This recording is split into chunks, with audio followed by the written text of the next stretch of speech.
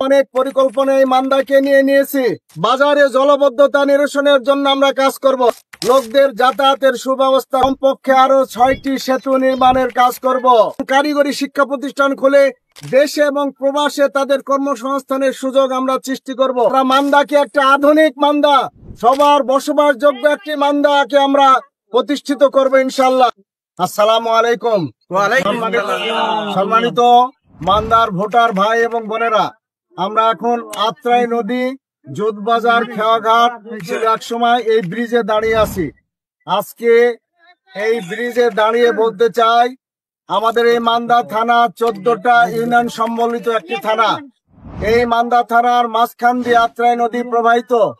আজকে এই মান্দার 14টা ইউনিয়নের মানুষের চলাচলের জন্য মাত্র 2টি ব্রিজ আছে। আজকে বাংলাদেশ জামাত ইসলামের এমপি প্রার্থী হিসেবে আমি মান্দাবাসী ভোটার ভাই বোনকে বলতে চাই, মান্দাবাসী ভোটার ভাই বোনেরা যদি আমার দাঁড়িপাল্লা প্রতীকে বিজয় দিয়ে আমাকে জাতীয় সংসদে পাঠায়, তাহলে জাতীয় সংসদে এই আত্রাই নদী খননের কাজ, আত্রাই নদীর 2 ধারের বাঁধগুলো মজবুত করে নির্মাণ, আমাদের বেড়ি বাঁধগুলো নির্মাণ এবং এই আত্রাই নদীতে আমরা পর্যায়ক্রমে প্রায়োরিটির ভিত্তিতে কমপক্ষে আরো 6টি সেতু নির্মাণের কাজ করব।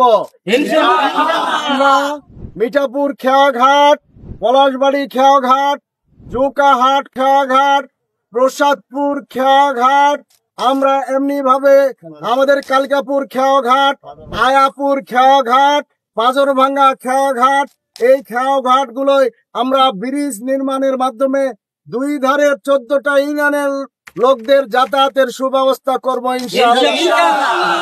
আমরা আরো অনেক পরিকল্পনা এই মান্দাকে নিয়েছি। আমরা মান্দাকে একটা আধুনিক মান্দা, সবার বসবাসযোগ্য একটি মান্দাকে আমরা প্রতিষ্ঠিত করবো ইনশাআল্লাহ। আমরা রাস্তাঘাটের উন্নয়ন করব।